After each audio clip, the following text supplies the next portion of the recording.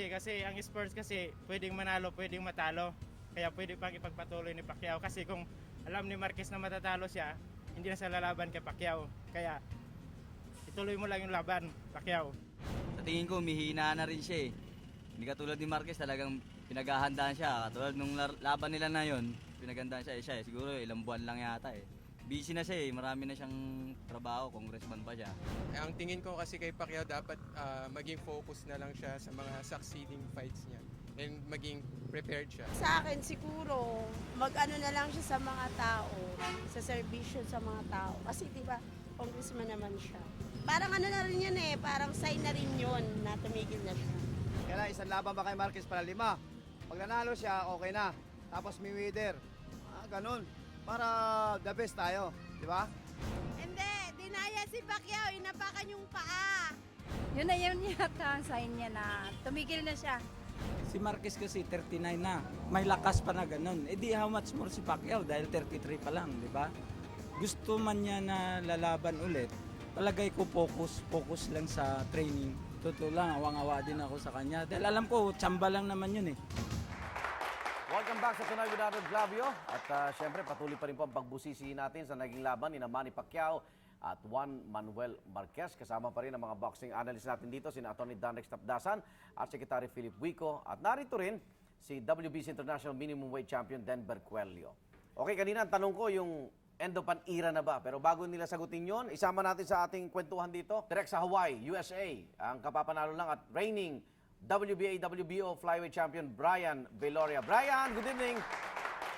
Good evening. Kumusta, Igan? Mabuti naman. At anong reaction mo nung nanonood ka dito sa laban ni Pacquiao at Marquez?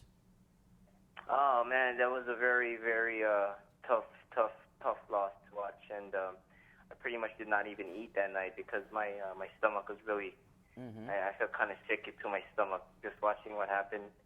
You know, to not only my friend, but my hero, my colleague, and you know, but that's boxing. You know, he looks like he's okay, and you know, he's gonna continue to fight.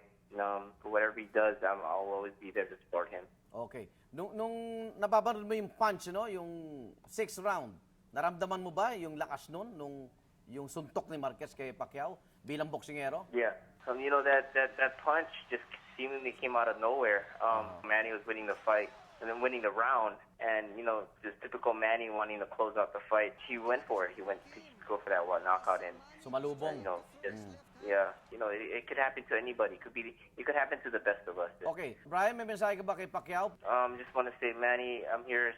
You know, with all our fans, we support you 100%. Whatever you're gonna do in the future, and you know, you always put up great fights, and just keep doing your thing. You know. Okay, ang pinag-usapan dito it's about time na ba na mag-retire si Pacman? Ano tingin mo, Brian? I don't think so. You know, I think he has a lot more left. I was in the same situation as him. Everybody thought that I was done with and I should retire, but I thought, you know, to myself that I felt there's more to prove, and you know, I continue on doing, and now I'm the two-time world champion, and you know, same goes for Manny. It all depends on what he wants to do. Okay, Brian, thank you. Thank you. Salamat po. Ingat.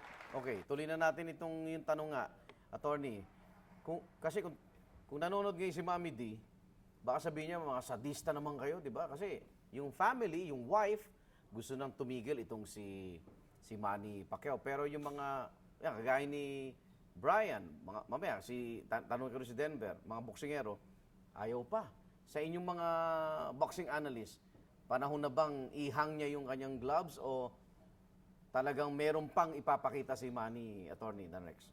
Ako personally, nakita ko na kung ano yung peak ng Manny Pacquiao. I don't think masusurpass pa niya yung peak na naabot niya nung tinalo niya si Oscar De La Hoya. Ako personally, parang naaawa na rin ako kay Manny. So, personal opinion ko yon na kung magre-retire siya, okay na rin sa akin. However, having said that, alam ko yung puso ng boksingero. Hanggang ang boksingero ay kaya pa. Nasa utak na nila yon. Hindi ako titigil, hindi ako susuko. Okay, Secretary. There are eras that come and go. Okay? Merong bagong era, nandito sila Denver. Meron dumarating sila Nonito Donaire.